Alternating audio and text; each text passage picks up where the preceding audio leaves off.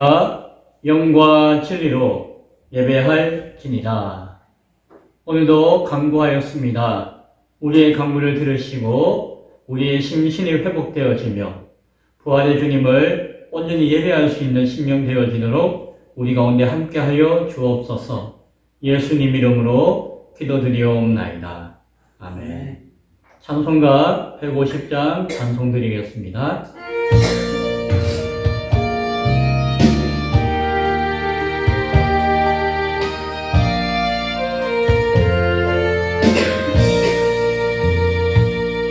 갈보리 산 위에 십자가 섰으니 주가 고난을 당함도다.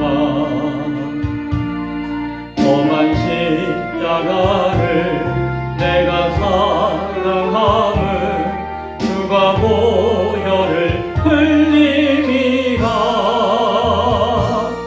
죄우 승리를 얻기까지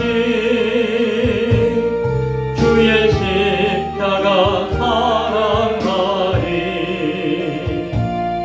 빛난 멸류관 받기까지 험한 십자가 붙들겠네.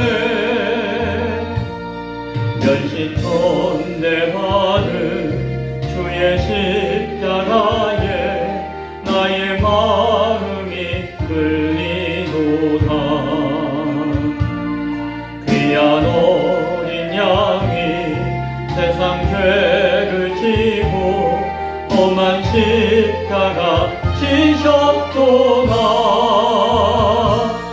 죄우 승리를 얻기까지 주의 십자가 사랑하리. 빛난 멸류관 받기까지 험한 십자가 붙들겠네. 험한 십자가에 주가 흘린 피를 믿는 마음으로 바라보니 나를 용서하고 내게 사하시려 주가 흘리신 보혈이라. 죄우 승리를 얻기까지 주의 십자가 사랑하리. 빛난 멸류관 받기까지 험한 십자가 붙들겠네. 주님 예비하신 나의 본향집에 나를 부르실 그날에는 영광 중에 계신 우리 주와 함께 내가 죽도록 충성하리. 죄우 승리를 얻기까지 주의 십자가 사랑하리. 빛난 멸류관 받기까지 험한 십자가 붙들겠네. 아멘. 다 함께 사도신경으로 신앙 고백 드리겠습니다. 전능하사 천지를 만드신 하나님 아버지를 내가 믿사오며 그 외아들 우리 주 예수 그리스도를 믿사오니 이는 성령의 잉태하사 동정녀 마리아에게 나시고 본디오 빌라도에게 고난을 받으사 십자가에 못 박혀 죽으시고 장사한 지 사흘 만에 죽은 자 가운데서 다시 살아나시며 하늘에 오르사 전능하신 하나님 우편에 앉아 계시다가 저리로서 산 자와 죽은 자를 심판하러 오시리라. 성령을 믿사오며 거룩한 공회와 성도가 서로 교통하는 것과 죄를 사하여 주시는 것과 몸이 다시 사는 것과 영원히 사는 것을 믿사옵나이다. 아멘. 자리에 앉아주시기 바랍니다.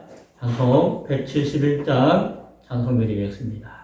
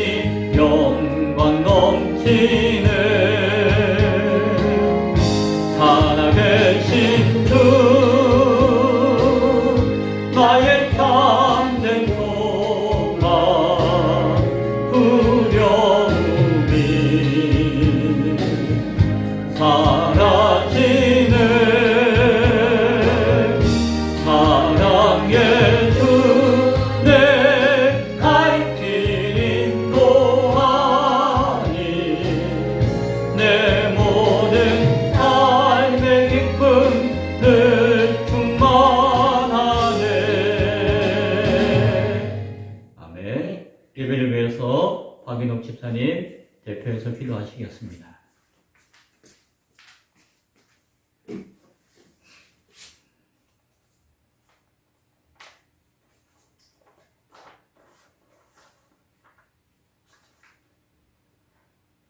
하나님 아버지 감사합니다. 오늘도 귀한 시간 허락해 주시고 인도해 주신 주님, 이 시간 주님만을 높여 드리는 시간으로 역사하여 주시옵소서. 한 주간 주님을 의지하지 못하고 믿음 없는 모습으로 살았습니다. 주님, 우리의 믿음 없음을 긍휼히 여겨주시고 용서하여 주시옵소서. 우리 나라를 사랑하시는 주님, 우리 나라가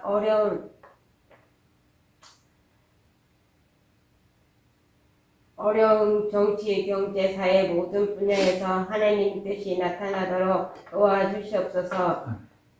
나라의 위정자들에게 지혜를 주셔서 어렵고 힘든 시기를 지혜롭게 헤쳐나갈 수 있도록 도와주시옵소서. 나라를 위하여 기도하는 주님의 백성을 기억하여 주시고 예수님을 부르짖는 소리가 끊이지 않도록 인도하여 주시옵소서. 아멘. 사랑의 주님, 우리 교회가 온전히 주님을 의지할 수 있도록 인도하여 주시옵소서. 한 사람 한 사람 하나님의 비전을 꿈꾸게 하여 주시옵소서. 삼일째 하나님을 높여드리는 기쁨의 교회가 되게 하여 주시옵소서. 아멘. 어렵고 힘든 마음을 주님께 맡기고 승리하는 모습으로 주님께 나아가기를 간절히 소원합니다. 부족한 우리를 위해 늘 기도하시는 목사님을 하나님께서 늘 지켜주시고 영육간에 늘 강건함으로 붙들어 주시옵소서. 그의 어려움을 아시는 주님, 오늘도 주님께 모든 것 맡기며 의지합니다.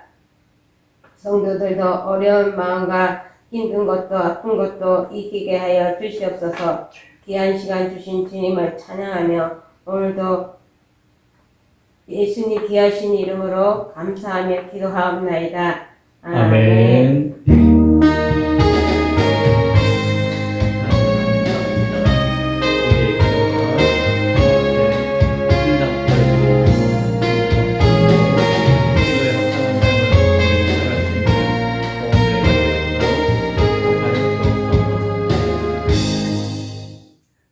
하나님 말씀 고린도전서 15장 12절부터 20절까지의 말씀입니다.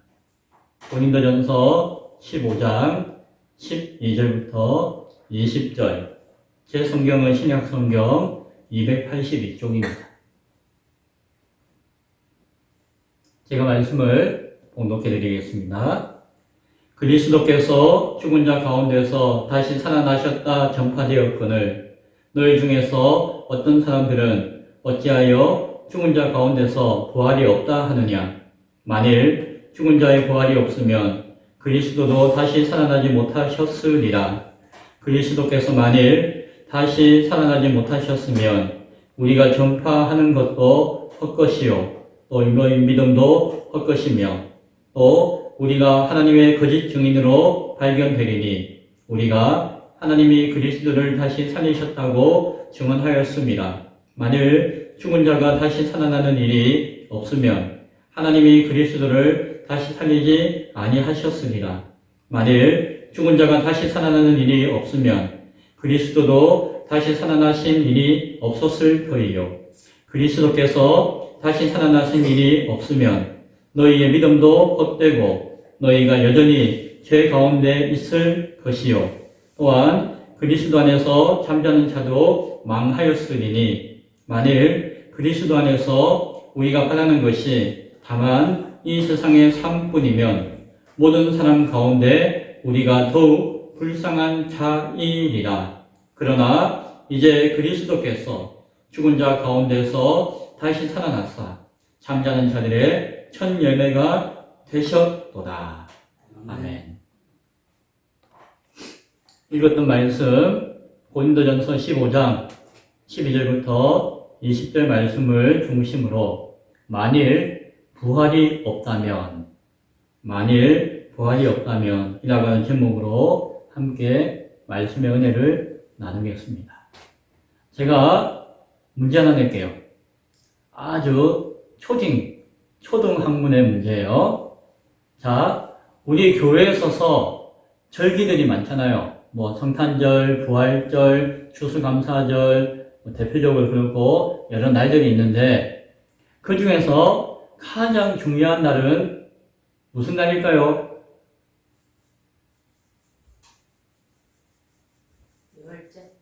6월절? 예.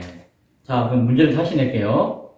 여러 가지 절기가 있는데 정말 중요한 날은 부활절이 있고 성탄절이 있어요. 그렇죠. 얼마 전에 우리 부활절 휴일 시켰고 또 12월 달에는 성탄 휴일도 지키죠. 중간에 추수감사절도 있어요. 자, 그러면은 셋 중에 하나 고르면 어려우니까 부활절. 둘 중에 하나 고를게요.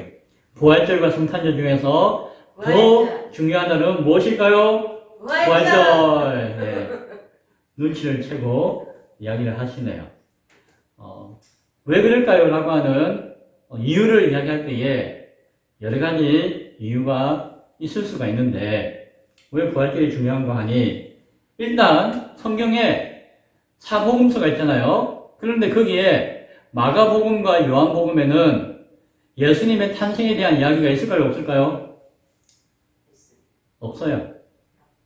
네. 마태복음하고 누가복음에만 예수님의 탄생에 대한 이야기가 있지 사복음서 가운데 마가복음과 요한복음에는 예수님이 태어나신 이야기가 없어요. 성탄에 대한 이야기가 없어요. 그것만 봐도 그런데 부활에 관한 이야기는 사복음서에 아주 중요하게 다뤄지고 있고 뿐만이 아니라 신약의 역사서라고 하어 있는 사도행전에도 여러 번이나 부활에 대한 사건과 내용을 이야기하고 있어요. 그리고 이후에 나와 있는 신약의 여러 서신에도 부활에 관한 이야기들이 크게 작게 많이 언급되어지고 있다는 것이죠. 그러면 성경에 나와 있는 내용만 봐도 예수님의 탄생에 대한 이야기는 마태하고 누가복음에만 나와 있고 다른 성경에는 그렇게 크게 비중 있게 나오지 않아요. 자, 그것만 봐도 우리는 부활절과 성탄절 가운데 무엇이 더 중요합니까? 라고 한다면은 부활절이다라고 이야기할 수 있겠죠. 어린아이 같은 질문이었지만은 그 답을 생각해 보면은 중요한 의미가 있습니다. 이번 한 달 동안 계속 부활에 관한 주제로 말씀하고 있는데 척 보면 척이죠. 부활은 기독교 신앙의 중심이에요. 핵심이에요. 그럼에도 불구하고 예수님이 부활하셨다라고 하는 그 역사적인 사실과 사건에 대해서 믿지 못하는 사람들이 많아요. 예수를 안 믿는 사람들이 못 믿는 것은 당연치사일 것이고 예수를 믿는다라고 하는 교회 속해 있는 성도들 안에서도 예수님의 부활을 역사적인 사건이라고 믿지 못하는 사람들이 많아요. 여러분 가운데서는 안 계신 줄로 압니다. 또한 성경과 말씀을 연구하는 신학자들 가운데 특히 자유주의 신학자라고 이야기 흔히 하지만 몇몇 신학자 그룹은 예수님의 부활을 믿지 않아요. 그런데 목사가 될 수도 있고 신학자가 될 수도 있는 것을 우리는 주변에서 흔하게 많이 보고 있습니다. 창조를 믿지 못하는 사람도 많아요. 부활도 믿지 못하는 사람이 있어요. 그런데 어떻게 성경을 믿고 성경을 중심으로 신앙생활을 할 수가 있을까요? 그렇죠. 어떻게 성경에서 이야기하고 있는 예수 그리스도가 우리의 구원자 되심을 믿을 수가 있을까요? 그것을 못 믿으면 어떻게 우리에게 구원이 있다라고 확신할 수가 있겠습니까? 그런 확신도 없이 어떻게 우리가 온전한 신앙과 믿음을 가지고 있다라고 말할 수가 있겠습니까? 그래서 부활을 알고 부활을 믿는다라고 하는 것이 얼마나 중요한 것인가를 우리는 다시 한 번 더 생각할 수 있어야 할 것입니다. 오늘 읽었던 본문 고린도전서 15장은 부활에 대해서 잘 알려주고 있는 대표적인 성경이에요. 그래서 오늘 고린도전서 15장의 별명이 부활장이에요. 부활장. 본문의 배경은 고린도 교회죠. 고린도 교회. 고린도 교회는 참 열정도 있고 열심도 있었지만 많은 은사도 나타나는 교회였지만 그러나 많은 문제가 있었던 교회 중에 하나였어요. 고린도 교회는 유럽에 전에 우리가 사도행전 할 때 배웠는데 어쨌든 지금의 그리스 지역에 있는 교회였고 주변에는 아덴이라고 하는 지역이었고 헬라 문화의 중심되는 지역 가운데 하나가 이 고린도 교회가 있는 고린도라고 하는 도시예요. 그래서 헬라의 문화가 강했고 또 그 당시에 영지주의라고 하는 신앙의 흐름의 중심지가 큰 영향을 받았던 곳이 고린도였어요. 영지주의라고 하는 것은 그 헬라의 철학을 많이 받아들인 기독교 신앙을 이야기해요. 신앙의 한 흐름인데 헬라의 철학과 문화를 많이 받아들인 하나의 흐름을 영지주의라고 해요. 그런데 여기는 특징이 하나 있는데, 영혼은 깨끗하고 온전한 것이고, 육체는 추하고 더럽고 불완전한 것이다라고 하는 이원론이 아주 강해요. 자세한 이야기는 하지 않겠지만, 그래서 이 영지주의자들은 예수님께서 이 몸은 악하고 추하고 더러운 것인데, 이 몸으로 부활했다고 하는 것을 믿을까요? 못 믿을까요? 못 믿는 거죠. 어떻게 예수님이 이 몸은 추하고 더러운 것인데, 이 추하고 더러운 몸으로 부활하셨다는 말이냐라고 하면서, 그래서 예수님의 부활을 영적인 것으로 이해했어요.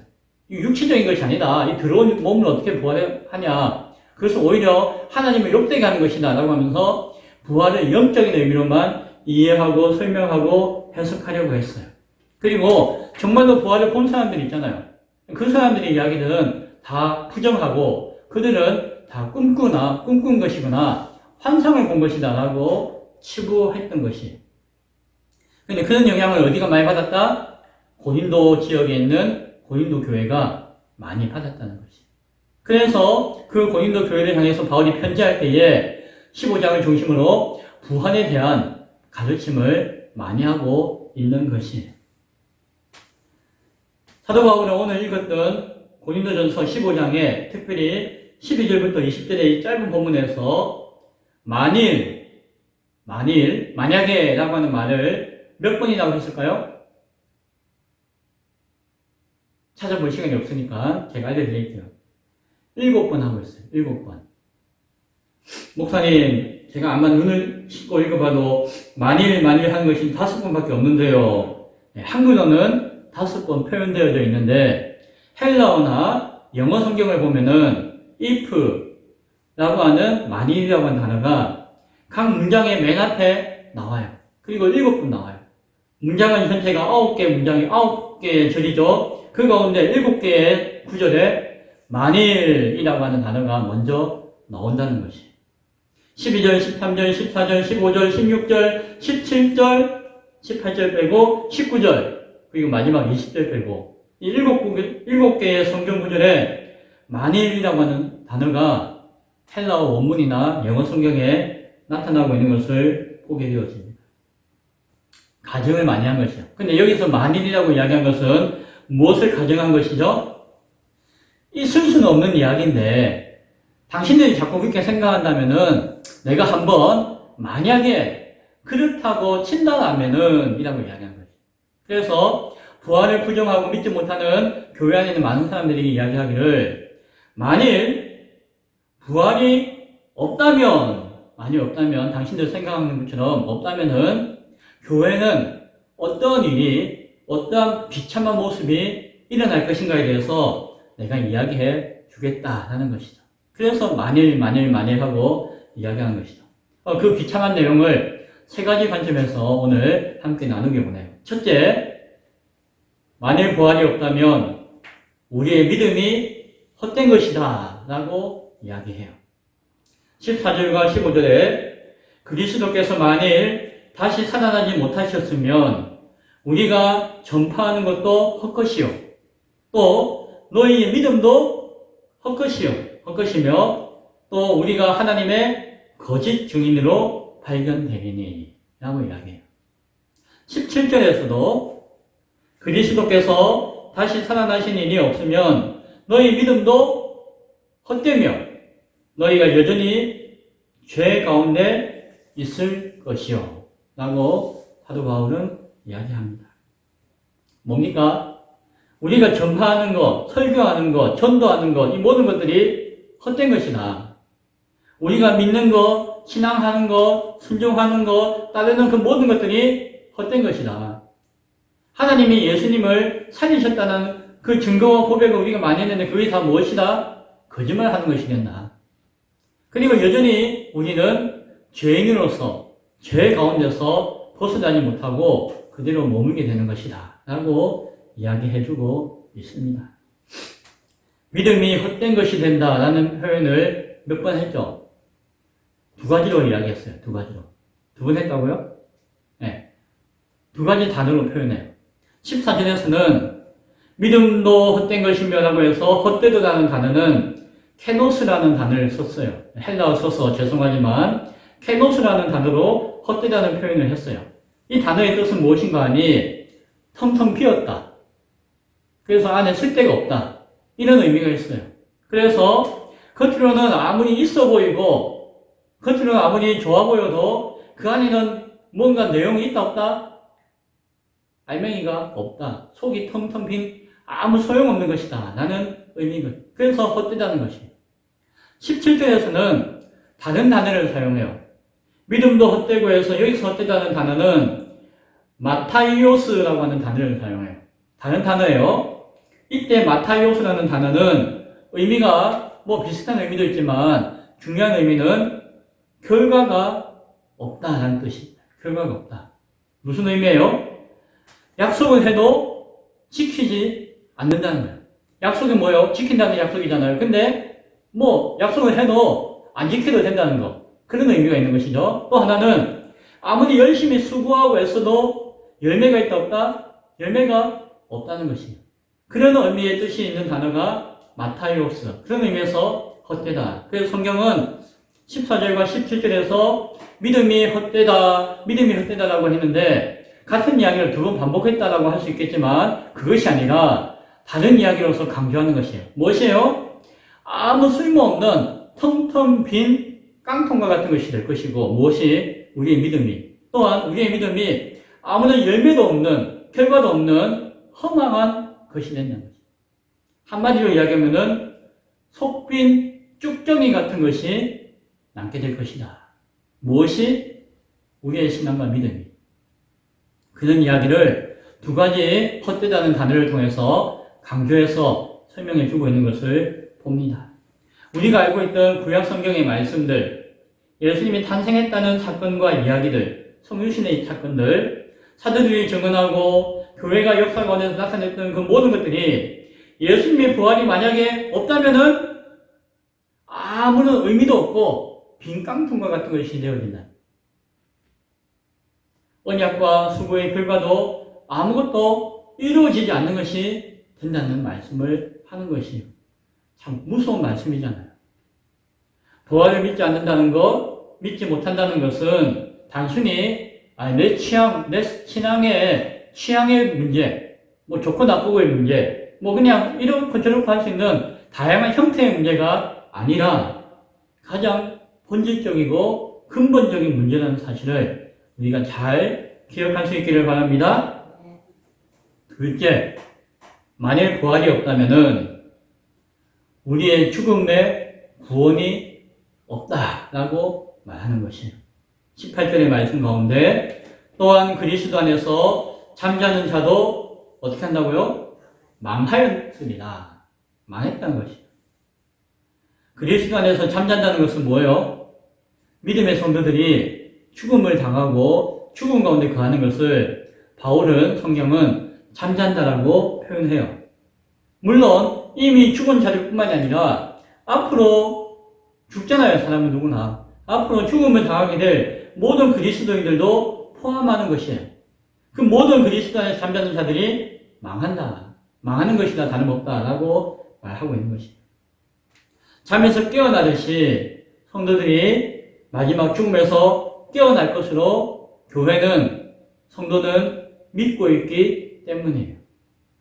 지난주에 나누었던 요한복음 11장 25절과 26절의 말씀 가운데 나는 부활이요 생명이니 나를 믿는 자는 죽어도 살겠고 무릇 살아서 나를 믿는 자는 영원히 죽지 아니하리니 이것은 너희가 믿느냐? 라는 말씀 기억하시죠? 여기서 죽어도 살겠고 살아서 믿는 자는 영원히 죽지 않는다라고 하는 그 말씀이 예수님의 말씀이었어요. 데살로니가 전서 4장 14절에서 보면은 우리가 예수께서 죽으셨다가 다시 살아나심을 믿을진데 이와 같이 예수 안에서 자는 자들도 하나님이 그와 함께 데리고 오시리라 라는 말씀이 있어요. 16절에 그리스도 안에서 죽은 자들이 먼저 일어나고 라고 말씀해요. 하나님께서 그리스도가 살아나심을 믿는 자들 가운데서는 동일하게 예선에서 잠자는 자를 여기시고 그들을 그 죽음의 자리에서 데려오신다라고 바울은 계속해서 말씀하고 있다는 것입니다. 예수님의 말씀과 바울이 가르치는 말씀에 의지하여서 모든 교회와 성도는 죽으면서 우리가 부활하여서 살게 될 것이고 영원한 생명의 소망을 가지게 되는 것을 우리 신앙 가운데 고백하고 있습니다. 그러나 오늘 말씀은 무엇이에요? 역설적으로 만일 예수님의 부활이 없다면은 산자나 죽은 자나 가지는 그러한 모든 성도들의 부활의 날이 가지는 그 영원한 생명의 소망이 그 생명의 소망 가운데 약속되어진 하나님 나라의 백성으로 살아가는 것들이 다 없어지게 되는 것이다 라고 말씀하는 것입니다. 우리는 이 땅에 살아갈 때에 고난을 당하고 박해를 당하는 삶 가운데 있지만 그러나 그 모든 것을 믿음 가운데 이길 수 있는 것은 무엇이에요? 이 땅에서의 삶이 전부가 아니라 우리에게는 그 모든 고난과 박해가 보상되어지는 공의의 하나님이 다스리는 영원한 나라가 우리의 소망 가운데 있기 때문이에요. 그런데 그것은 부활 가운데 나타나는 소망인데 부활이 없다면은 죽은 자들도 다 망하는 꼴이고 살아서 신앙하는 우리 모두도 다 망하는 것이 된다라고 바울이 말씀하고 있는 것입니다. 무덤에서 죽은 상태로 버려지는 것도 비참하지만 살아서도 소망을 잃어버리고 그냥 아무 소망도 없이 그냥 비참하게 현실 가운데 아등바등 사는 것도 참으로 비참한 일인 것을 우리는 잘 알고 있습니다. 만일 부활이 없다면은 우리의 죽음의 문제도 해결되지 못하고 우리의 소망의 문제도 바라보지 못하게 되어질 것이고 우리의 죄의 문제도 여전히 남아있게 되기 때문에 우리에게 구원이 있다 없다? 우리에게는 구원이 이루어지지 않는 결과에 이르게 되는 것입니다. 세 번째, 만일 부활이 없으면 우리의 수고와 우리의 섬기는 모든 것들은 아무런 의미가 없다라고 하는 것입니다. 19절 말씀이에요. 만일 그리스도 안에서 우리가 바라는 것이 다만 이 세상의 삶뿐이면 모든 사람 가운데 우리가 더욱 가장 불쌍한 자이러라. 이 땅의 삶밖에 없다면은 우리에게 부활이 없다면은 우리가 이 땅에 사는 어떤 사람보다도 가장 불쌍한 사람이야. 누가요? 예수 믿고 교회 다닌다고 이렇게 나와 있는 사람들이 다 예수 모르고 자기 마음대로 사는 자기 욕망대로 사는 사람보다도 더 못한 삶이 되어진다는 거지. 무엇이 없다면은 그리스도 안에서 부활의 소망이 없다는 거예요. 헛되다라고 하는 것보다도 더 무서운 것은 거짓되다라고 하는 것일 수도 있어요. 부활이 없는 기독교와 신앙은 헛된 것뿐만이 아니라 거짓된 것이 되기 때문이에요. 거짓은 남을 속일 수도 있고 심지어는 자기 자신도 속일 수가 있어요. 그러나 그 어떤 거짓도 하나님을 속일 수는 없죠. 그러나 부활이 없다면은 하나님을 속이는 자로 여기는 것이다라고 할 수도 있고 그 스스로도 속이는 결과에 이르게 된다는 것이에요. 우리가 예수님의 부활을 믿을 수가 없다면은 하나님을 믿을 수 없는 것이며 성경을 믿지 못하는 것이며 그럼 우리가 믿는다는 것은 무엇이에요? 다 자기 생각, 자기 의지, 자기 신념을 믿는 것이. 그러니까 그것은 우상 숭배나 다른 게 없어요. 하나님 믿습니다라고 하지만 결국에는 뭐다? 믿음의 근거가 없다면은 자기 조화라고 하는 자기 만족의 신앙이라는 거지. 그런 종교적인 행위에 그친다는 것이. 부활을 믿지 못하면은 모든 신앙의 가치들과 내용들을 믿을 수가 없기 때문에. 다 믿습니다. 그러나 부활만 못 믿습니다라고 하는 것은 말이 되는 것 같아도 말이 안 되는 것이기 때문이에요. 교회에서 행하는 모든 신앙의 행위들, 예배드리는 것들, 찬양하는 것들, 헌금하는 것들, 섬기는 것들, 세상의 사람들을 위해서 기도해주고 그들에게 복음을 전하고 그들을 사랑하며 그들을 섬기는 모든 헌신들도 다 무가치한 것이 되어지며 거짓된 것이 되어지며 그 가운데 신앙한다는 것은 무엇이다? 다 자기 만족과 자기 욕심을 채우기 위한 신앙에 그치는 것이다. 만약에 부활이 없다면은 이와 같이 참으로 비참하고 악하고 부족한 것이 우리의 모습이 아니겠느냐라고 바울은 고린도 교회 성도들에게 이야기하는 것입니다. 이렇게 이야기하는데도 예수를 믿고 교회 다닌다고 하는 믿음이 있다고 하는 당신들이 부활을 믿지 못하느냐, 부활을 안 믿어서 되겠느냐라고 말씀하는 것입니다. 그런데 오늘 성경이 이어서 우리에게 분명하게 증거해주는 놀라운 소식이 있습니다. 무엇입니까? 20절 말씀입니다. 고린도 교회 성도들에게 위로하는 말씀이기도 해요. 그러나 이제 그리스도께서 죽은 자 가운데서 다시 살아나사 잠자는 자들의 첫 열매가 되셨도다. 그것을 고린도 교회 성도들에게, 믿지 않는 성도들에게 전하고 그것을 믿기를 권면하고 있는 바울의 외침입니다. 그러나 이제 그리스도께서 죽은 자 가운데서 다시 살아나사 잠자는 자들의 첫 열매가 되셨도다. 만약이라고 하는 가정을 했다 할지라도, 만일이라고 하는 약간의 의심을 인정하는 말을 했다 할지라도, 그렇게 부활을 의심하고 부정하게 되는 순간 우리의 신앙과 모든 것은 다 무너질 수밖에 없지만, 그러나 지금 이 순간 다시 한 번 더 우리가 확신할 수 있는 것은, 그러나 이제 그리스도께서 죽은 자 가운데서 다시 살아나셨다, 부활하셨다는 것은 변함없는, 바꿀 수 없는 역사적인 분명한 사실이며 진리다라고 하는 사실입니다. 우리 인사했죠? 주님이 사셨습니다.